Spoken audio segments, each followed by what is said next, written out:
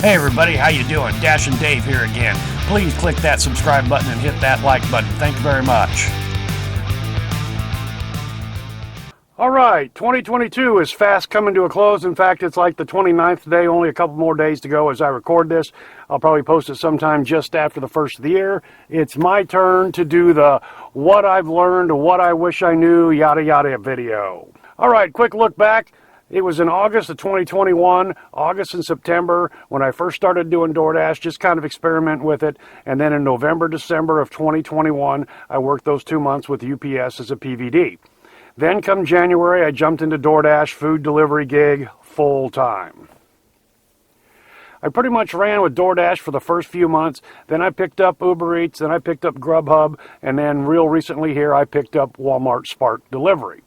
So let's just start off with what I've learned about the delivery gig economy. And that is, it is completely 100% different than what it was 1 year ago. I have said this over and over again in my videos that you really can't nail this thing down because it is pure supply and demand. If the customers are not demanding a supply from you, you ain't working. Every week is different, every day is different, every hour is different, hell, every minute is different.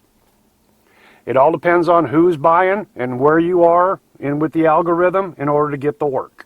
Another thing, like I've mentioned several times in my videos, 2022 here was the first full year really of coming out of the 2 years of COVID, 2020 and 2021, and the delivery gig economy was in its infancy prior to COVID, and then COVID just exploded everything. It was an unnatural growth, an unnatural set of circumstances that allowed them to come to where they are today. And 2022, this year, it kind of stabilized and is finding its footing.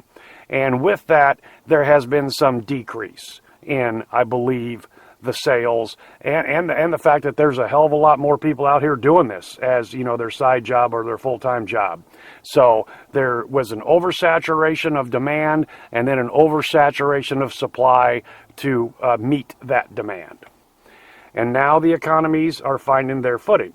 Now, I have said over and over again, give the American people a convenience and a comfort. It's here to stay. And I really do believe that. The question is how can it work for you, and will it work for you? And again, every market's different. You got to learn your market, know your market, and work your market.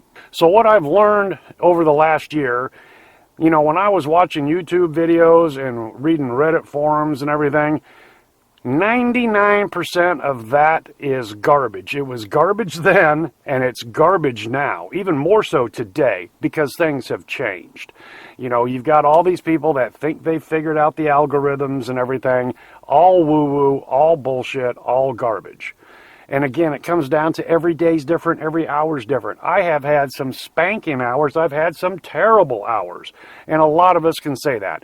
Now, in most markets, you're going to have those kind of days. There are some markets out there where you can go out there and make $35 an hour all day long. We've seen those videos. But remember, those people are in higher cost of living areas than I am, say, in the Midwest, or you are, wherever you're at. And $35 an hour when you're paying $5 for gas, that was before the gas increases, and you pay $2,500 a month for a 2-bedroom apartment. You follow me, you know what I'm saying? Utilities are higher, housing's higher, gas is higher, groceries higher. $35 an hour is not as good as what I can make at $20 an hour a great many times, okay? So you got to take all of that stuff with a shot of whiskey. You know, and try to filter out the noise. 99% of the information out there given by your average dasher saying you need to do this and you can do that and you can complete garbage. You got to learn your market and work it, and then, you know, work it to the best of your ability and figure out what works. When I first started Doordash, almost universally across a lot of the videos I watched, don't go to Chick-fil-A. Absolutely horrible. Low-paying jobs, and you're going to be sitting there waiting for them to get your food. My Chick-fil-A in Ames, Iowa, the exact opposite. You walk in there, it is there on the shelf, ready for you to pick up. If it's not there, something's wrong. And some pretty decent pay. I'm in a college town. The college kids here in my market generally tip pretty good. You know, our average pay in this town on a really good day, I'm going to say, is around $7.75. Now, there's one of my viewers, OJ, out in Portland. He goes, we never see hardly anything less than $7.75. That's the market out there. Okay, here, a really good average paying order is about $7.75. Okay, good paying. Average order, $6.75. Now, you've got some that are a lot higher than that and some that are a lot lower than that. You know, every market's different. Every market's different. Okay, so what have I learned, and would I do anything different now that I know what I know? And quite frankly, the answer to that's no. And again, it's going to come back to how much this gig economy has changed in this last year, my first year doing it. And again, it's really hard to compare 1 year to the next, or 1 month to the next, or 1 week to the next. And I will say that being 60 years old and being around the block a few times, my bullshit meter is a little more sensitive than maybe some people. Plus, I do not have the insatiable desire that some people do to figure out how to, quote, game the system, hack the system, get a leg up on the system, when it is shown over and over again that there is no manner to do that, but they try over and over again. And again, you know, if you think that there's hidden algorithms within the algorithm, then there's nothing I can do for you. There is not. And you can prove that to yourself if you choose to. To give you an example of how much things have changed in just a little over a year, when I was researching Doordash strategies on YouTube, back then, about 14 months ago, I won't say it was overall, but a fairly standard sound strategy 14 months ago was a minimum of $1 per mile, given the gas costs that were at that time and the stability and the flushness of the market at that time. Today, that $1 per mile, unheard of. All right, it's January 3rd, Tuesday, 2023. It's a drizzly, overcast, foggy day. Just north of us is some freezing rain, so at least we don't have that. Okay, this is going to be about vehicles, what I've learned and what I wish I knew, yada, yada, yada. Keep a variety of light bulbs on hand in your vehicle for your turn signals, your headlights, your fog lamps, your brake lights, yada, yada, yada. I've been doing this for years because you never know when one of those are going to go out. And I got a big Ziploc baggie that I keep all of those in. You know, go to your owner's manual and find out, you know, what size bulb you need for your various applications. And usually you buy them in 2 packs. You know, headlights are the ones that I think, headlights and brake lights, I believe, are the ones that you should absolutely, at the minimum, keep on hand, because if you've got one of them out, the po-po will pull you over in a heartbeat. Okay, so I've got a large Ziploc baggie, like I said, that I keep all of those in. Now, my headlights assembly uses a 10 millimeter ratchet bolt to get the headlight assembly out so you can get to the bulbs. On the tail lights here of Speedwagon, the tail light assembly takes, I think it's a number 10 or a number 11 Torx bolt. Okay, so what I did is I went to the hardware store, or you can go to Walmart, whatever. So I bought a long T-handle Torx driver, you know, manual screwdriver, if you will, and I keep that in the Ziploc baggie with all of my bulbs. So if I've got a tail light or a brake light or a turn signal bulb that I got to replace on the rear, I go to that baggie. There's the bulb. There's the Torx bit, T-handle driver. With that out, put it in, bang, bang, bang. So keep the necessary bulbs on hand in a Ziploc baggie or a little box or something like that, and a little toolkit so you can get to the headlights and the tail lights and the turn signals and all that, so you can put them in just like a NASCAR pit stop out here doing your food delivery gig. The other thing that really kind of surprised me with the added miles that I'm driving on a daily basis, I think it's happened like 3 or 4 times this year, 2022 with Speedwagon, get a nail in the tire. We have a lot of construction in this town, a lot of new apartments. They're going up every day all over the place. And, you know, they'll build one building and bring people in while they're still building the other building next door. There's garbage on the road, nails, bolts, everything. So just be prepared to have you know, some tire issues. And along that lines, Pedro just mentioned this on his video. I've had one on all my vehicles for years. Get one of those little mini air compressors that plug into your 12-volt power port. And you can find them on Amazon. You can spend all kinds of money. I just got a little one that, you know, I know will do my tires. It takes about 5 to 7 minutes per tire, depending on how low the tire is. And that way, if you get a low tire, you don't have to change out to the spare. Just put some air into it and limp to the tire store to get it plugged or fixed, you know, when that happens. And, you know, every market's going to be different on that case, but yeah, there's a lot of garbage on the streets in this town.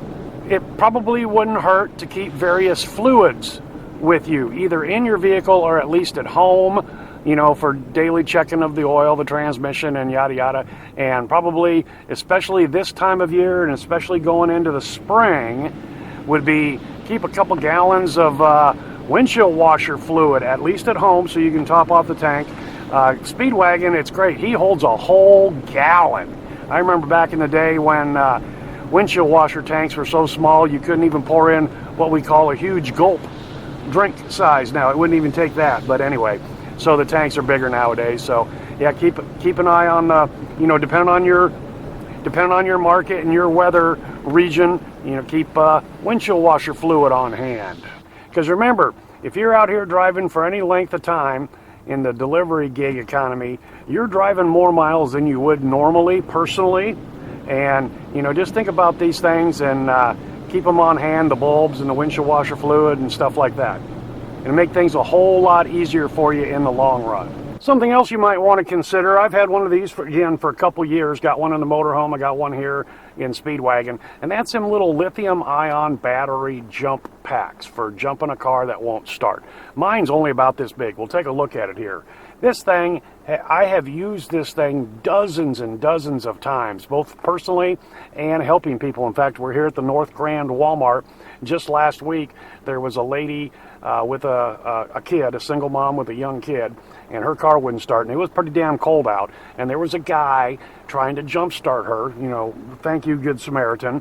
He had them long, tiny gauge, pissant, $9.99 Walmart jumper cables. He's trying to jump a 4-cylinder with a 6-cylinder, and all they're getting is click, click, click.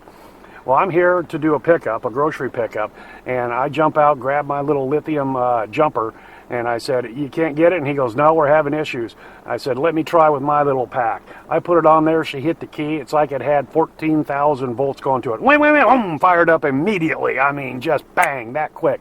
He goes, where did you get that? So we had a quick little conversation, and buddy, sorry, I didn't see you there. Okay, let's get back to the jump pack. You can find them on Amazon. You want to get, you know, one that, you know, has some good milliamps and watt hours, yada, yada, yada. Most of you are probably not driving V8s, but the bigger the better, you know, so when you come across someplace, you know, when you come across some people that might need some help or yourself. So, you know, these things are getting a lot cheaper. Everything is in the tech area. And I think I paid around $100 for mine, but that was several years ago, 2 years ago at least. So I think you can probably pick one up for around 50, 60 bucks. Now, I don't recommend that you get the air compressor jump pack combo. Number one, those things are a lot bigger physically than two individual, one air compressor, one jump pack, okay?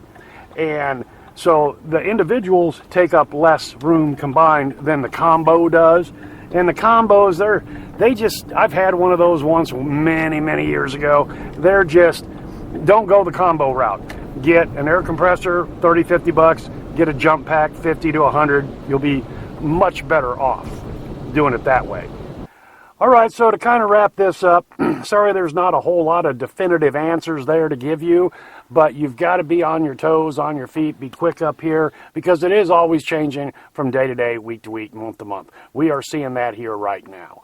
And like I've said before, learn your market, know your market, work your market to the best of your ability. You're not going to win every time. Today's super slow. You know, and we've had some banging days, we've had some slow days over this last year of 2022. One of the things that's completely out of your control, gas prices. You know, what we went through here in 2022, quite frankly, was bullshit. It was just guys on computers making millions. Nothing else changed, you know, and that's just what I'll say about that. So anyway, yeah, keep your head up, look for changes, look for patterns. Everything changes. It's never going to stay the same. Those that can keep ahead of this changes, or at least even with them, are the ones that can make this work. And that includes the programs that Doordash and the other gig apps throw our way. Doordash being the main offender. They've got several of them going right now. So anyway, that's what I've got for you now. The next video or two will probably be showing you my numbers. I'm still filling out the spreadsheets and everything on that, so stick around. Alright guys and gals, that's all I've got for you today. Hopefully you can take something from this video and put it to use for yourself. Thanks for coming along for the ride, and hope to see you next time.